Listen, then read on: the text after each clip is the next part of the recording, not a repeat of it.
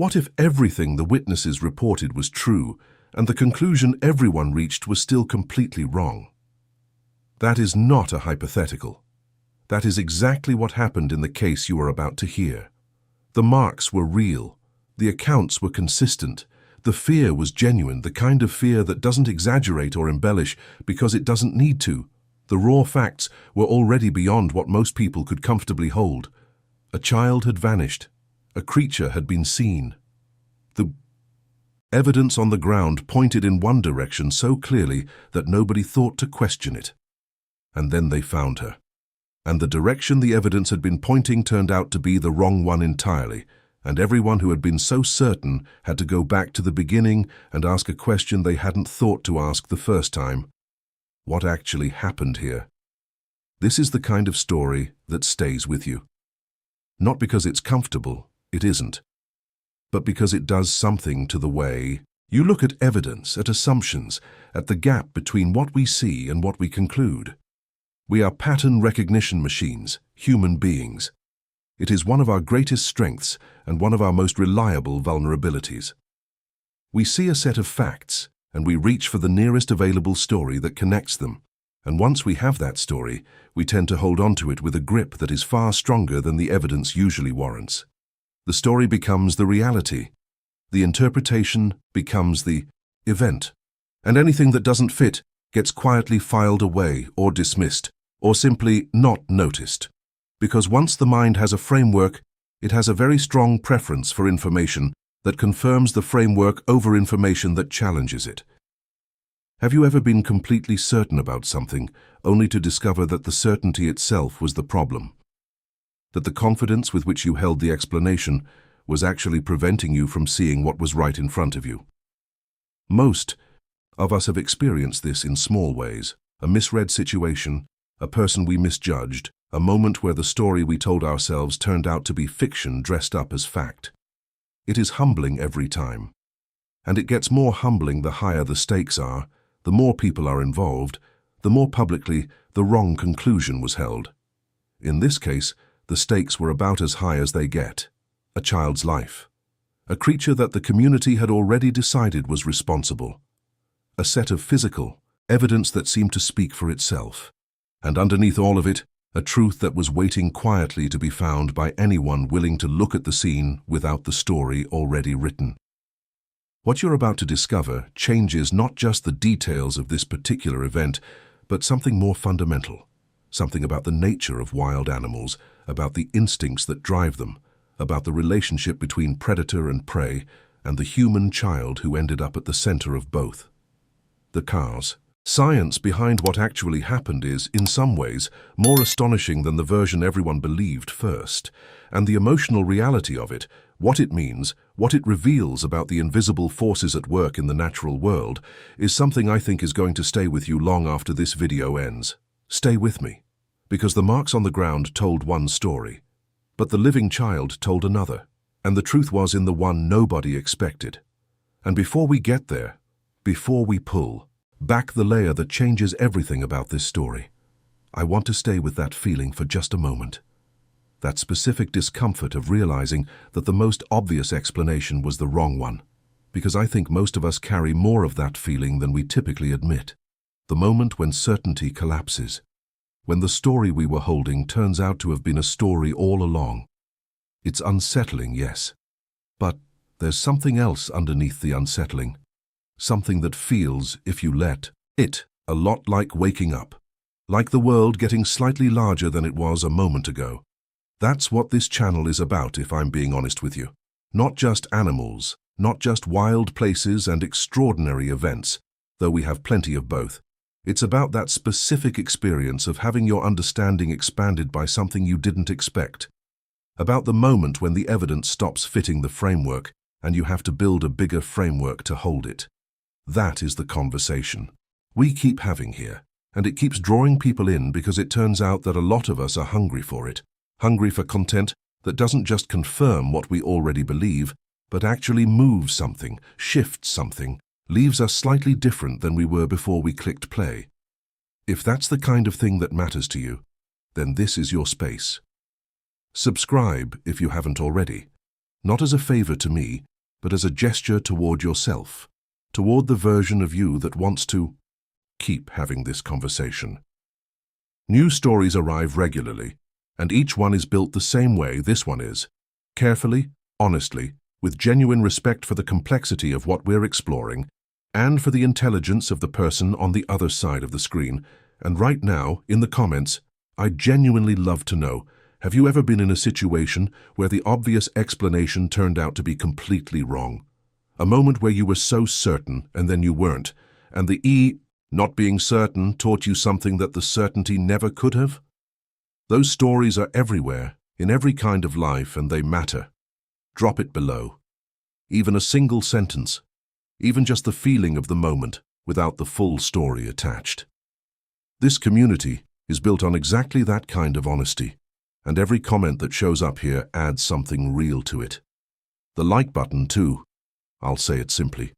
If the opening of this story has already started working on you, if something in the framing of it has already shifted how you're holding the event we're about to explore, that one tap is how you tell the platform that this kind of content deserves to reach someone else today, someone who might be exactly where you were 5 minutes ago before any of this had landed.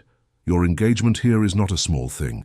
It is genuinely and practically what makes it possible for stories like this one to find the people who need them. So thank you for being here. Thank you for staying through the opening when you could have moved on.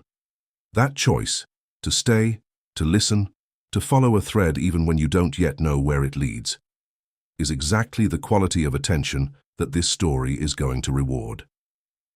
Now, let's go back to the beginning. Let's go back to the marks on the ground, and the creature, and the child who was found alive when everything said she shouldn't have been. Because the truth starts where the assumptions end. The truth starts where the assumptions end. And in this case, the assumptions started early. They started the way assumptions always start, in small, tight-knit communities where everyone knows everyone, and the shared understanding of how the world works is so deeply embedded that it functions less like a belief and more like gravity, invisible, constant, and only noticed when something falls in the wrong direction. The night was the kind of quiet that feels earned. Late autumn, the season fully turned now, the last of the warmth bled out of the days, and the nights arriving earlier and staying longer with the particular determination of a northern winter, making its intentions clear. The village had settled into its evening rhythms, fires banked, animals secured, the specific domestic sounds of a community preparing itself for the cold hours ahead. Doors closing, voices lowering. The particular quality of silence that descends on a place when the day's work is finished and the night's rest has not yet fully begun. A brief suspension between the two that carries its own kind of peace. The child's name was Mara. She was 6 years old, the younger of 2 daughters in a family that lived at the northern edge of the settlement, closest to the tree line. She had been inside after the evening meal. Her mother had seen her, had spoken to her, had registered her presence with the unconscious but continuous tracking system that parents of young children develop. The peripheral awareness, the background monitoring that runs underneath everything else and surfaces into full attention only when the signal it's tracking goes quiet. The signal went quiet somewhere between the clearing of the table and the moment her mother turned from the fire to call her to bed. Mara was not in the room. Mara was not in the house. The search of the immediate area, the yard, the outbuildings, the neighboring houses, took perhaps 20 minutes and produced nothing. By the time the wider community was alerted, the quality of the night had shifted. The peace that had been in the air an hour earlier was gone, replaced by the particular charged energy of a small community that has lost something and knows it, that is transitioning from the ordinary rhythms of an evening into something else entirely, something that carries the specific weight of a situation where the margin for error is very small and the time available to find it is shrinking with every passing minute. It was one of the older boys, 16, experienced in the EC, forest and in tracking, who found the marks first. He had taken a lantern to the northern edge of the settlement, to the boundary where the cleared ground of the village met the first trees, because this was the direction a child might wander if she was following something that interested her, and Mara was a child who followed things that interested her. The lantern caught the marks in the snow at an angle that made them immediately legible. Footprints, small and clear, the distinctive oval. Impression of a child's boot moving from the settlement toward the tree line in a direction that was purposeful, that had the quality of intention rather than wandering. Not the irregular exploratory pattern of a child who is playing and drifting. A line. A clear, direct line aimed at the forest. And beside the small footprints, beginning a few meters in from the settlement's edge and continuing alongside Mara's tracks into the darkness between the first trees, something else. Large, four-toed. The unmistakable impression of a predator pressed deep into the snow with the weight of a substantial animal spaced in the pattern of a creature moving at a trot, not running, not stalking, but moving with the efficient, ground-eating pace of an animal that knows where it is going. The boy called out. Others came. Lanterns gathered at the tree line, illuminating the marks, and the community read them the way communities read evidence, together, quickly, through the lens of everything they already believed about the world they lived in and the dangers it contained.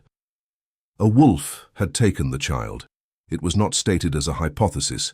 It was not offered as one possible interpretation among several. It arrived as a conclusion, immediate and complete, because the evidence was right there in the snow, and the evidence said what the evidence said, and nobody in the gathered group, in that moment, with a missing child and cold air and the darkness of the forest pressing in from every direction, was in the condition necessary to ask whether the evidence might be saying something else. The mind under stress reaches for the nearest available explanation with both hands and holds on. And the nearest available explanation, for a community that lived at the edge of a forest that contained wolves and had lived that way long enough to develop a rich and specific relationship with the fear of what the forest could take, was right there. Obvious. Confirmed. They organized quickly. This was a community that knew how to respond to a crisis, that had protocols built from experience, who took which direction, who stayed with the younger children, who carried what. Within minutes, there were 3 groups moving into the forest along different approaches to the tracked trail, lanterns cutting yellow circles in the darkness, voices calling Mara's name in the particular tone of people who are trying to project calm for a purpose while feeling nothing close to it. The wolf had taken the child. The tracks confirmed it. They were going into the forest to do what needed to be done, and the only question that mattered now was whether they would be in time. This is the moment I want to stay with for just a little while, because it contains something important, something that extends well beyond this particular night, and this particular forest, and this particular community.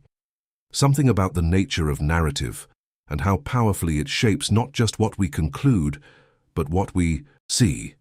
The search party moving through the trees was not looking for Mara in the open, exploratory sense of people who don't know what they're going to find. They were looking for Mara in the specific, directed sense of people who already know the story and are moving through the physical world in search of its confirmation. Their attention was organized by the explanation they had already accepted. They were tracking a wolf that had taken a child, and everything they perceived in the forest around them was being filtered through that frame. This matters because the forest at night, for people in the state these people were in, was producing an abundance of information. Sound, movement, the peripheral flicker of shapes in lantern light, the dense and layered complexity of a nighttime woodland environment that is genuinely full of things moving and watching and responding to the presence of a group of humans carrying lights and making noise. Every sound became the wolf. Every shadow, at the edge of the lantern's reach, became confirmation of the presence they were certain was there. The mind finds what it's looking for, and it was looking hard. One of the search party described it afterward, and this account was preserved in the regional records because the aftermath of what they found generated enough official attention to produce documentation, as the feeling of being watched from multiple directions simultaneously. Not a single source, not the clean certainty of eyes. from one specific location, but a diffuse, encircling quality of observation that seemed to come from everywhere and nowhere, that moved as the party moved, that was always at the edge of visibility and never quite in it. He said that at several points during the search he was completely certain that something large was keeping pace with the group just beyond the reach of the lanterns, tracking them through the trees with a silence and a purpose that the noise and the light of the party couldn't disrupt. Whether this perception was accurate, whether there was in fact a large animal or multiple animals moving parallel to the search party in the darkness, is something the subsequent investigation could not definitively establish. What it could establish, and what would become significant later, was that whatever was in the forest that night, it did not approach the search party. It did not threaten the search party. If it was there, it watched. And then, at a certain point in the search, the quality of the watching changed, or stopped, in a way that several members of the party registered without being able to articulate exactly what had shifted. They found Mara in a clearing. It was perhaps 1.5 kilometers from the settlement, in a natural open space formed by a cluster of old trees whose canopies had thinned enough to let moonlight through, creating a circle of relative brightness in the surrounding darkness. She was sitting at the base of one of the larger trees, her back against the bark, her knees drawn up to her chest. She was not moving when they found her, and for the few seconds between the moment someone's lantern first caught her shape and the moment it became clear that she was breathing, those seconds were among the most terrible the searchers had experienced. She was breathing. She was alive. Her eyes were open. She looked up at the lanterns without the explosive relief that a frightened child typically shows when rescue arrives, without the lunge toward the familiar adults, the dissolving into tears, the immediate and total surrender to the safety that the known faces represent. She looked at them steadily, with an expression that several people present described as calm, in a way that felt wrong for the situation, that felt like the calm of someone who has been somewhere and come back, rather than the calm of someone who was never in danger. She was not injured. This was the first thing the adults established: hands, moving over her with the urgent thoroughness of people checking for what they're afraid to find. No scratches, no bite marks, no sign of any physical contact with an animal. Her clothing was intact. Her temperature was low from the exposure, but not in the range of medical emergency. She had been in the forest, alone, for somewhere between 2 and 3 hours, and she was sitting at the base of a tree in a clearing 1.5 kilometers from home, and she was fine. The wolf tracks that the search party had followed into the forest led here, to this clearing. They were present in the snow around the tree where Mara was sitting, and their presence confirmed, for the members of the search party in that moment, the story they had carried through the trees. The wolf had brought her here, had been here, and had, for whatever reason, perhaps disturbed by the approach of the searchers, left before they arrived. The narrative was intact. The evidence supported it. The child was alive, which was what mattered, and the explanation for everything that had happened was right there in the tracks. They carried Mara home. The community received her with the particular intensity of relief that only comes after genuine terror. The embraces that hold too tight and too long, the voices that can't quite stabilize, the tears that arrive late after the emergency is over, when the body finally gets permission to process what the mind was holding at bay during the crisis. There was gratitude, enormous and flooding, and there was the specific quality of a community that has been through something together and needs to debrief it, to talk it through, to convert the raw experience into a story that can be held and shared and eventually integrated. The story they told that night was the one the tracks had written. The wolf had taken Mara. The wolf, for reasons that nobody could fully explain, but that were attributed variously to distraction, confusion, the approach of the searchers, or some quality of the child herself, had not harmed her. They were lucky. Mara was lucky. And the forest was dangerous in the way it had always been dangerous, and the lesson was the lesson it had always been, and the world was more or less the shape they had understood it to be. Except for one person who couldn't sleep. He was not a tracker by training.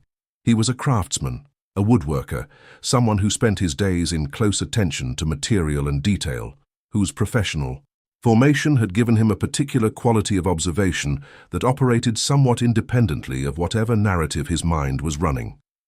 He had been part of the search party. He had seen the tracks. He had felt the relief of finding Mara, and had carried it home, and had sat by his fire trying to let the evening settle into the past where it belonged. But something kept surfacing. A detail that didn't fit, not dramatically, not in a way that announced itself as significant, but in the quiet, persistent way that genuinely anomalous details surface in an attentive mind. They don't shout, they just keep being there, keep being slightly wrong in a way that refuses to be ignored, no matter how many times you try to file it away. The depth of the tracks.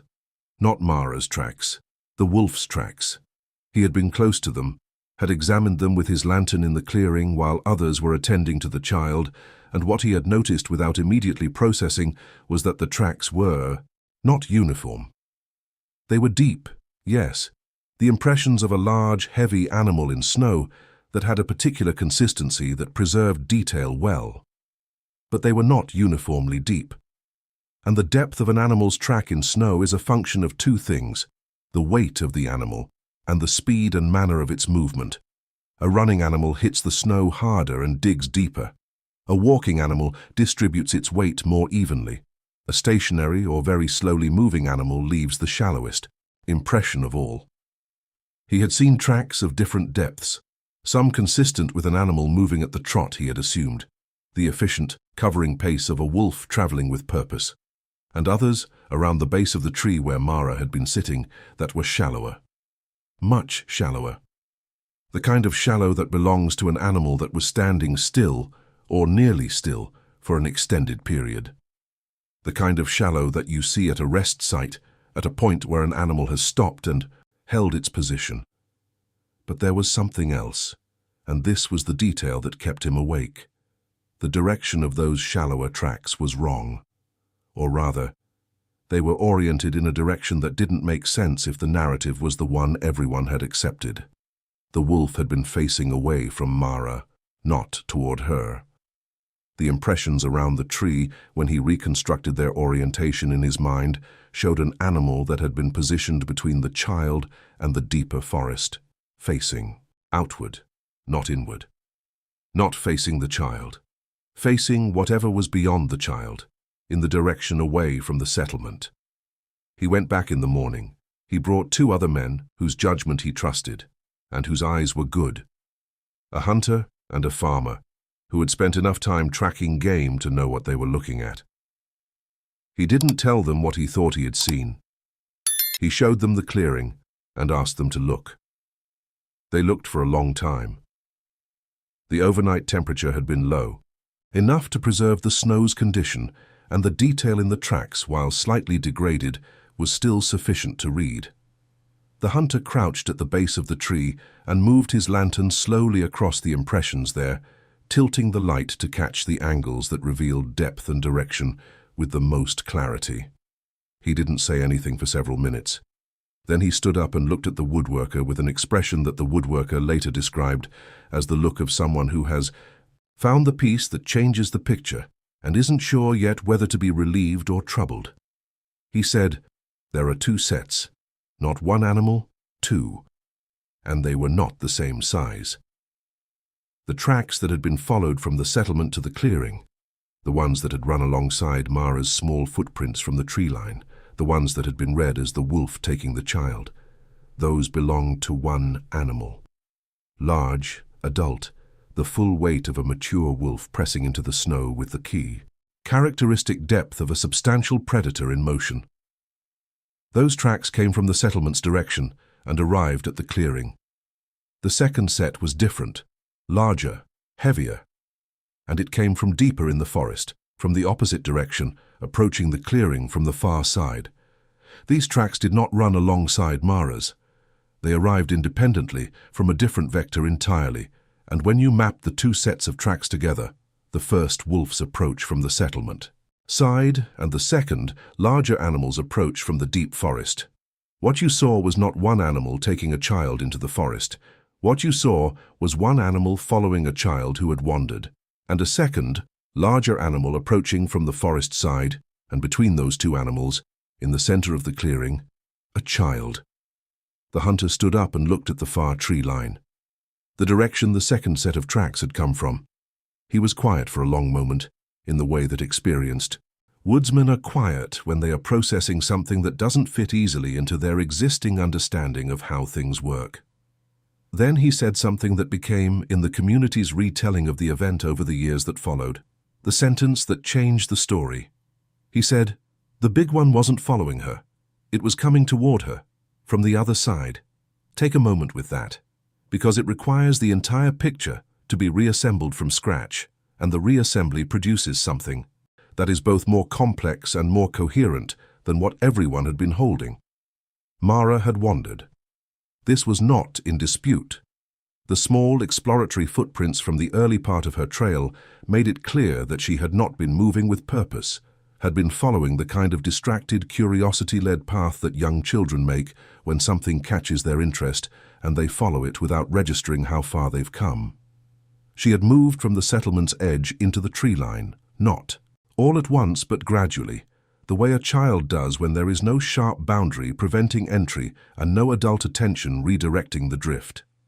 The first wolf had picked up her trail from somewhere in the forest periphery, the zone of the woods closest to the settlement, where wolves were known to move occasionally, particularly in the late autumn, as prey animals shifted their patterns and the pack's territory expanded to account for the change. This wolf had come up behind Mara's trail and followed it, not because a wolf following a human child's trail is automatically a predator pursuing prey. This is the assumption that everyone made, and it is worth examining carefully, because trail following in wolves is not synonymous with hunting approach. Wolves follow trails for a range of reasons, including investigation and the mapping of novel presences in their territory. A child moving through the forest is a novel presence. A wolf following the trail of a novel presence is doing something that the evidence, absent other context, does not allow you to confidently characterize as predatory, but the larger animal, the one coming from the other side, from deeper in the forest. This one was not following Mara's trail. This one was moving toward the clearing from a direction that Mara had not come from, along a path that the tracks suggested it had been traveling before Mara arrived there. Something in the clearing, or something in the direction of the clearing, had drawn it. And it was coming with the specific urgency of large predator tracks that press deep and are spaced wide, not a trot, not the investigative pace of an animal following a trail, a run, or close to it. Whatever was in the forest that night, and the investigation could not establish definitively whether it was another wolf, a different predator species, or something that passed through and left before the search party arrived.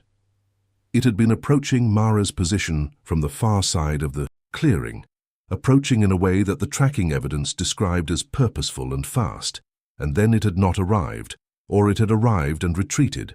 The tracks from the far side reached a point perhaps 30 meters from the tree where Mara had been sitting, and then became confused, overlapping, irregular, the marks of an animal that had stopped and changed direction multiple times in a small area, before the trail turned and moved back into the deep forest in the direction it had come from.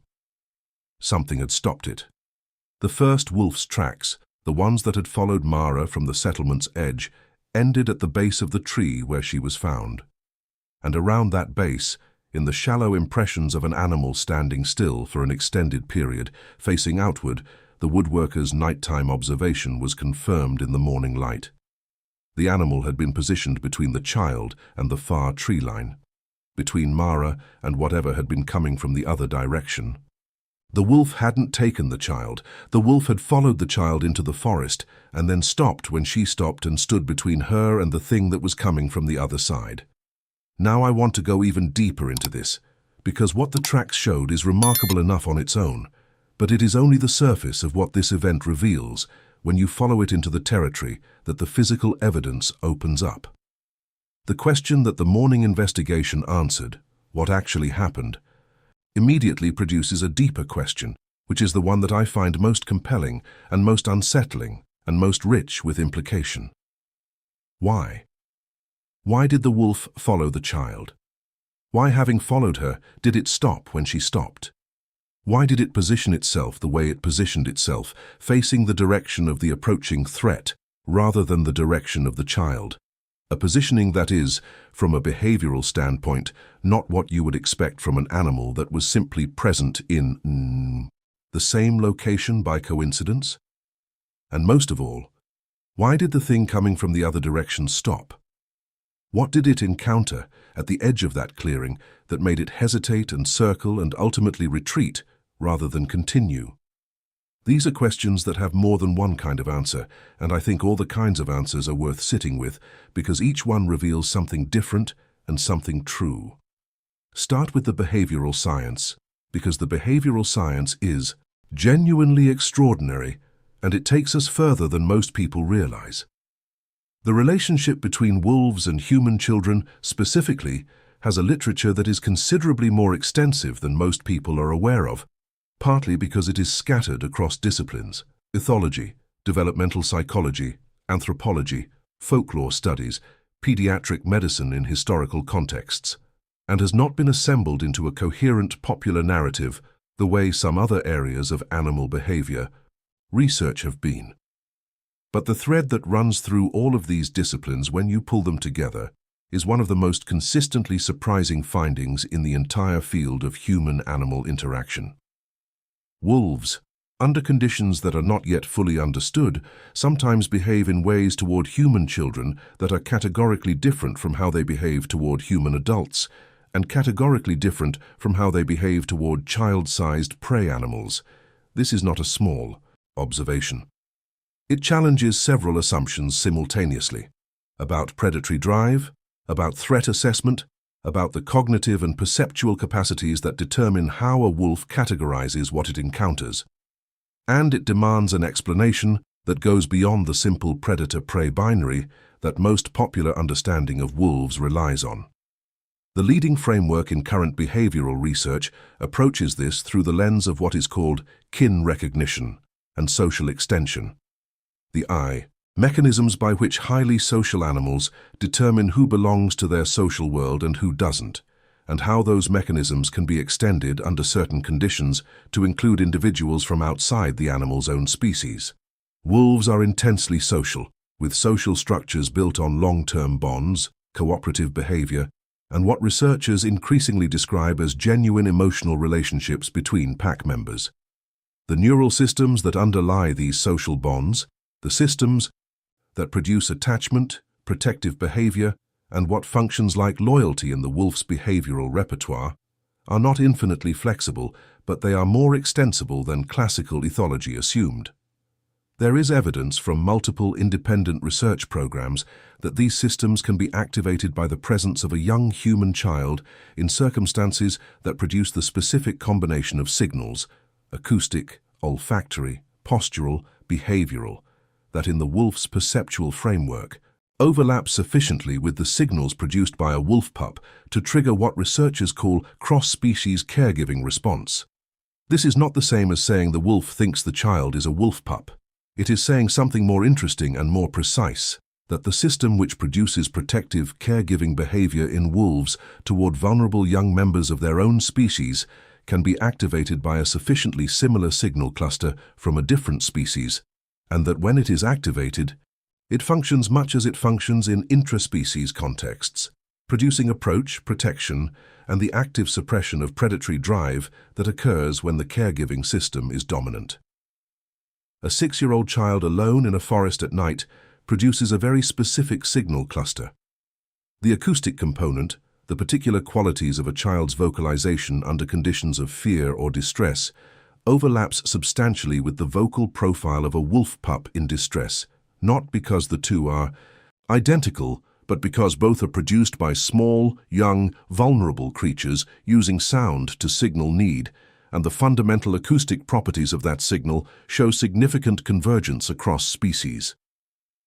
The olfactory component, the biochemical signature of a child in cold stress, producing the specific hormonal cascade of cortisol and adrenaline that cold exposure fear generates, is a rich signal in any environment, and in a forest at night, in cold air, with good scent-carrying conditions.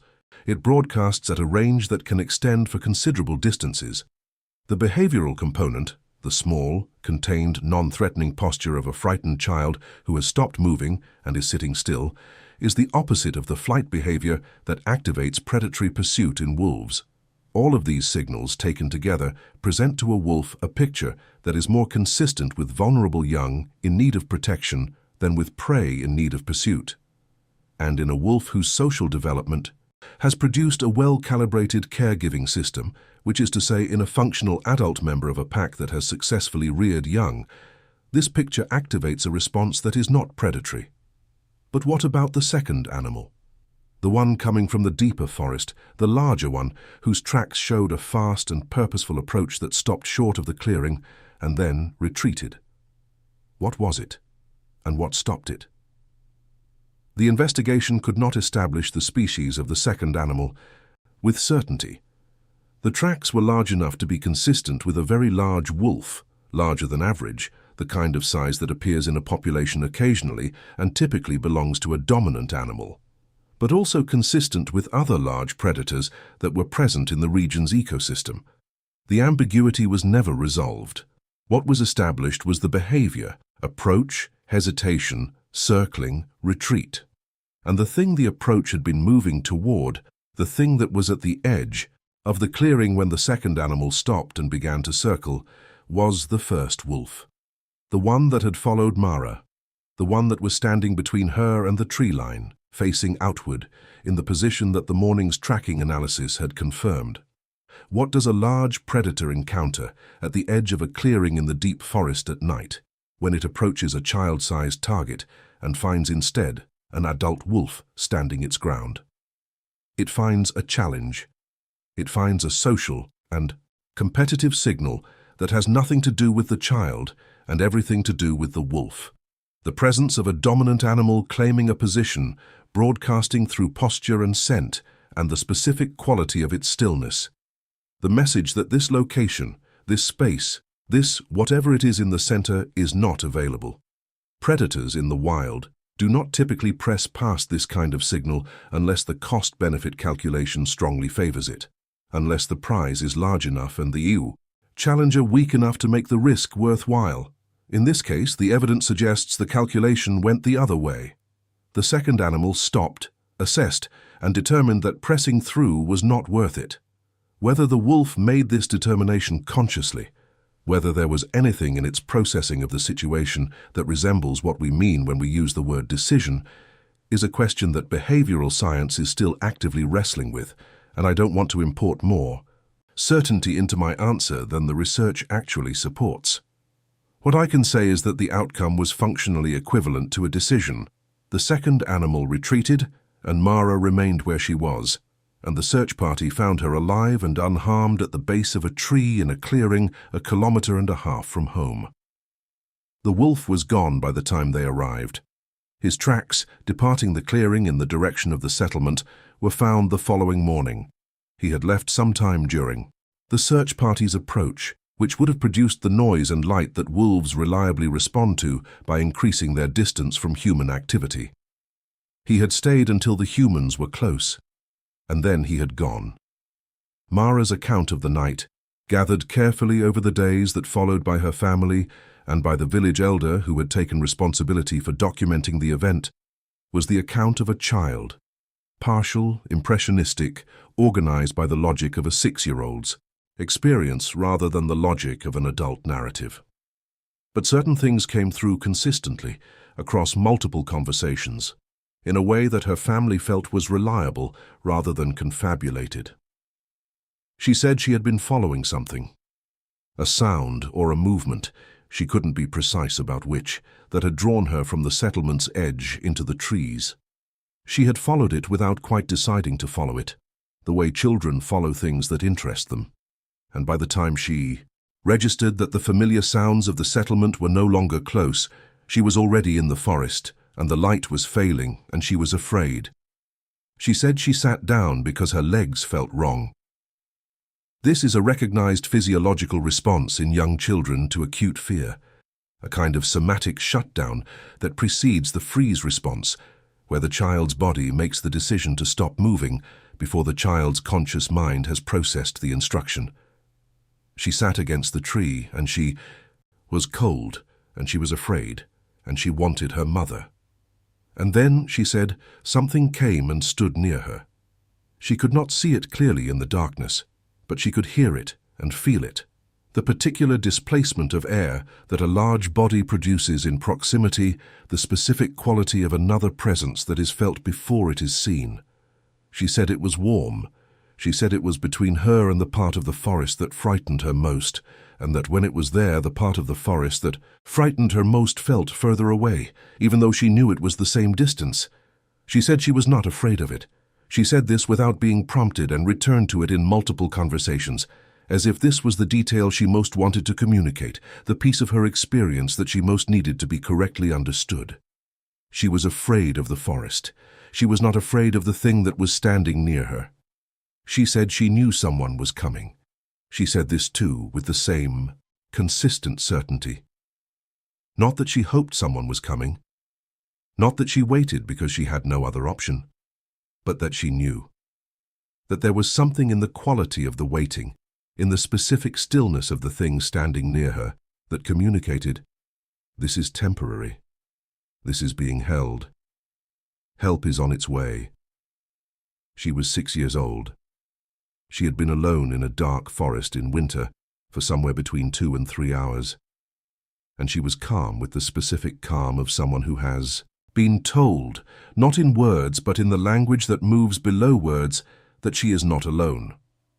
Where does that knowledge come from? What transmitted it?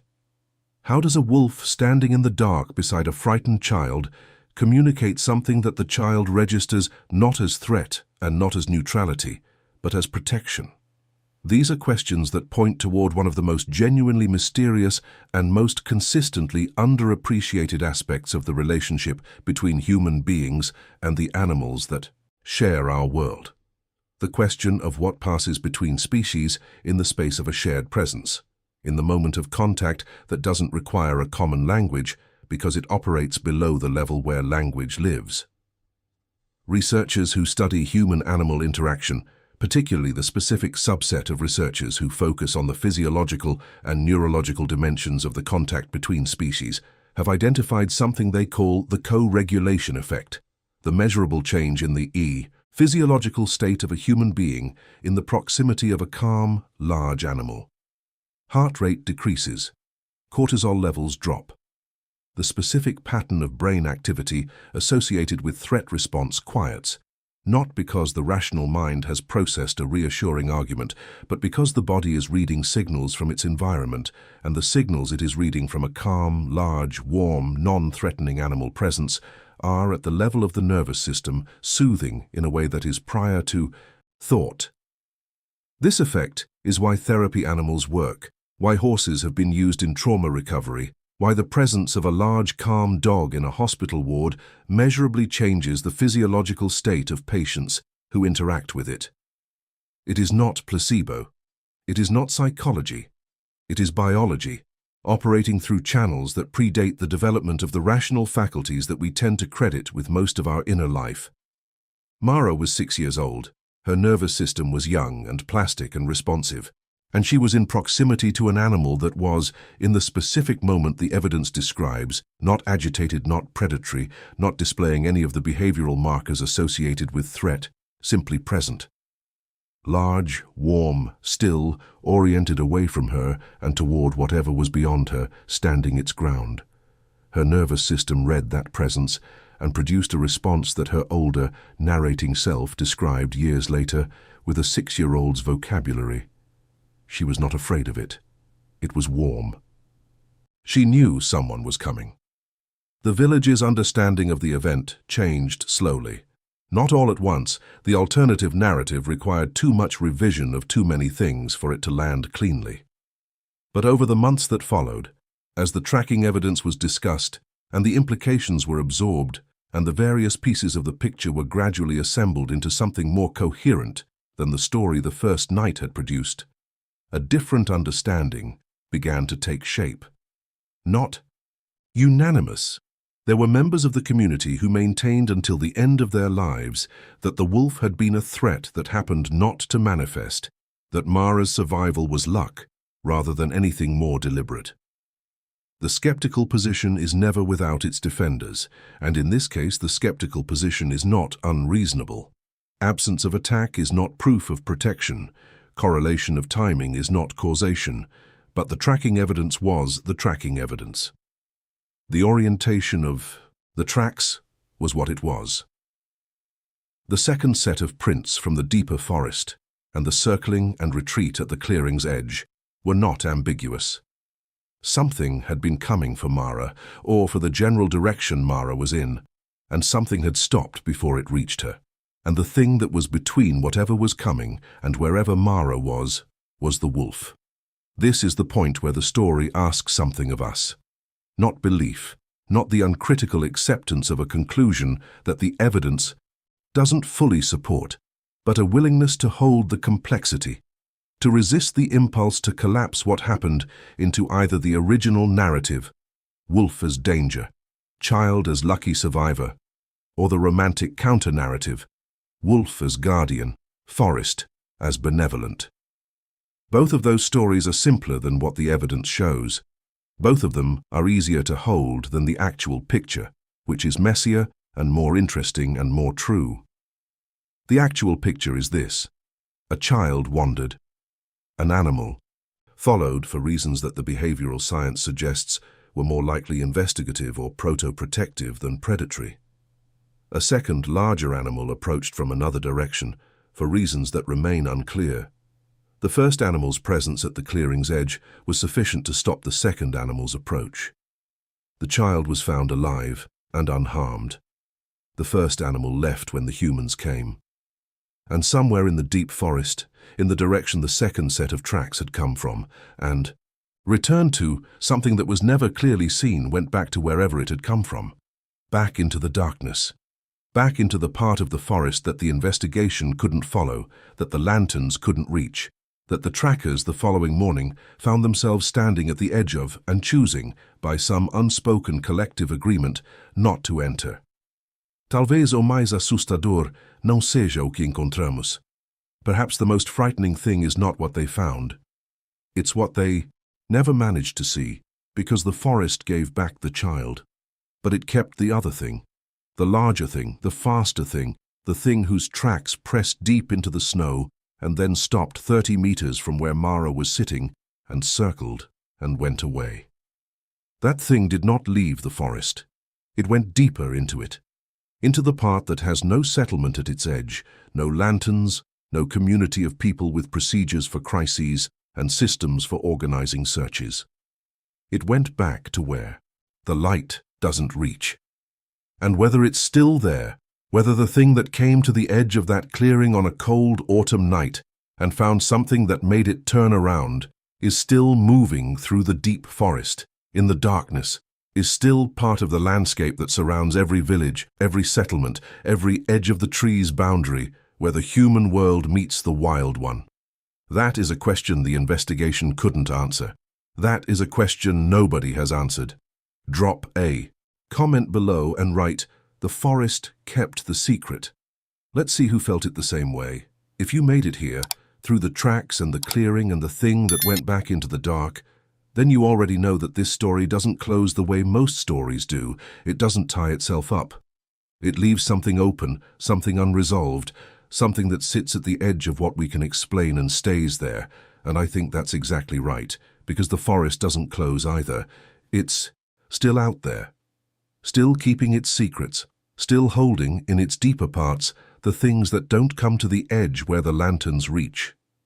That feeling you have right now, that particular mix of wonder and unease, and the quiet sense that the world is larger and stranger than the version of it you were handed, that's the feeling this channel exists to create, not to frighten, not to sensationalize, but to open, to take the edges of what we think we know and press on them gently until something gives way and the view gets bigger. So if you're not subscribed yet, now is the natural moment. This is one story in a much longer conversation, about wild places, about the animals that inhabit them, about the encounters that happen at the boundary between the human world and the one that exists just beyond it. There is more. There is always more. And I'd genuinely like for you to be here when it arrives. Drop a comment below and write, "I followed it to the end." Just that. It tells me the story reached you. And that matters more than I can easily explain in a closing segment. If something in this video shifted something in you, the like button is the quietest way to say so. One tap. It costs nothing, and it means more than it looks like it means. It's how stories like this one find the people who need them. And there's a video right next to this one that picks up exactly where this conversation leaves off. Different story, same forest, same thread running underneath. Everything. Click it and let's keep going. The dark has more to show us.